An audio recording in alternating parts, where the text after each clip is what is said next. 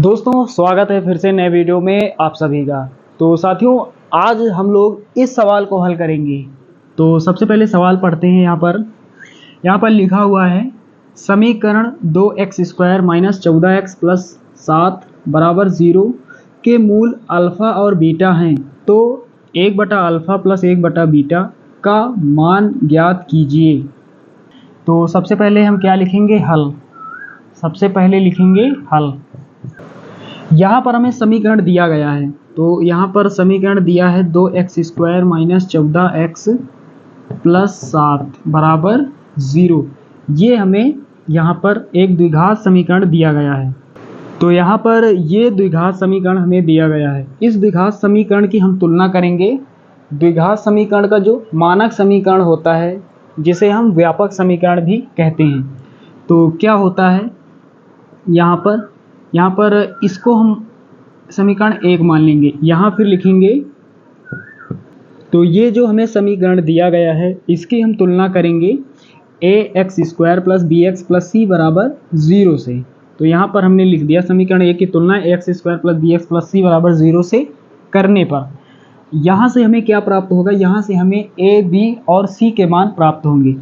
तो यहाँ पर थोड़ा एक स्थान पर लिख लेते हैं 2x² और फिर -14x + 7 = 0।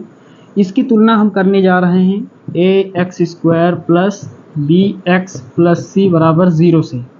तो यहाँ पर जो चीज़ बराबर है उसे हम छोड़ देंगे। तो x² के बराबर होगा। तो a का मान कितना होगा? 2 हो जाएगा। a = 2। यहाँ पर x जो है वो x के बराबर है, तो जो बराबर है उसे छोड़ देंगे। अब यहाँ पर क्या बचा? b। b का मान कितना हो जाएगा? तो b बराबर कितना हो जाएगा? 14 हो जाएगा, लेकिन इसके आगे माइनस लगा हुआ है तो यहाँ पर -14 हो जाएगा। उसके बाद c क्या है? अचर पद। यहाँ पर अचर पद कितना है? 7। c = 7।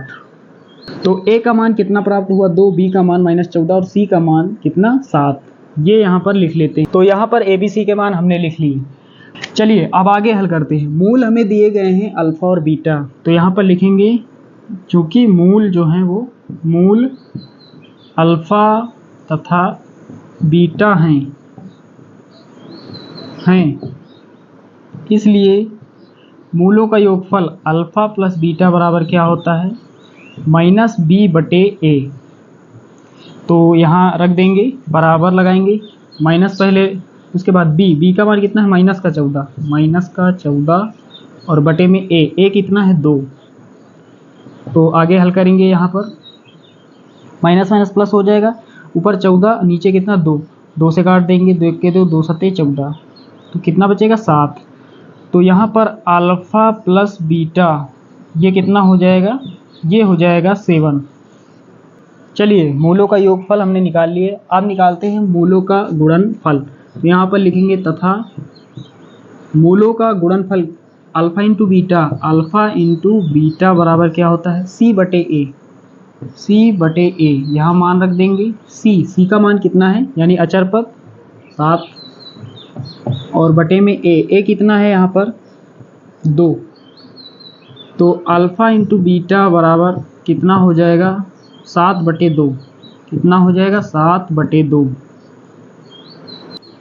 तो यहाँ पर मूलों का योगफल हमने ज्ञात कर लिया और मूलों का गुणनफल भी हमने ज्ञात कर लिया।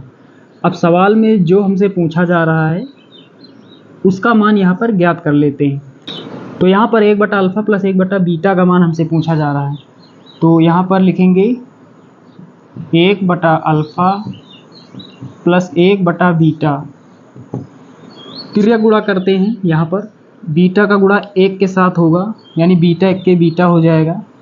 और उसके बाद ये प्लस अल्फ़ा का टेबल एक बार, अल्फ़ा 1 के अल्फ़ा। तो अल्फ़ा को हम पहले लिख लेते हैं, अल्फ़ा + बीटा ऊपर हो जाएगा और नीचे अल्फ़ा का गुणा बीटा से होगा, अल्फ़ा इंटू बीटा। यहाँ पर मान रख देते हैं। अल्फ़ा + बीटा का मान कितना निकला? यहाँ पर हमने निकाला भी 7 और अल्फ़ा इंटू बीटा का मान हमने निकाला 7/2। तो ऊपर कितना लिखना है? 7, फिर बटे का निशान और नीचे अल्फ़ा इंटू बीटा का मान यहाँ पर 7/2। आगे हल करेंगे। यहाँ 7 लिखेंगे, यहाँ पर ये जो बटे का निशान है इसका मतलब भाग होता है, तो भाग को हम गुणा में बदल देंगे, यानी इस बटे के बदले हमने यहाँ पर गुणा लगा दिया। अब क्या करेंगे, नीचे जो संख्या उनको पलट देंगे, नीचे 2 है ऊपर 2 हो जाएगा, उसके बाद 7 ऊपर यहाँ पर है ये 2 के नीचे हो जाएगा, इसका उल्टा हमने कर दिया यहाँ पर गुणा लगाकर 2/7। अब नीचे 7 ऊपर 7 कैंसिल आउट हो जाएगा, कितना बचेगा 2। तो यहाँ पर 1/α प्लस 1/बीटा इसका मान कितना हो जाएगा 2। ये हमारा फाइनल आंसर हो जाएगा। तो साथियों उम्मीद करता हूँ कि ये जो सवाल है आपने अच्छे से यहाँ पर सीख लिया। चलिए अब मिलते हैं नेक्स्ट वीडियो में, तब तक के लिए जय हिंद।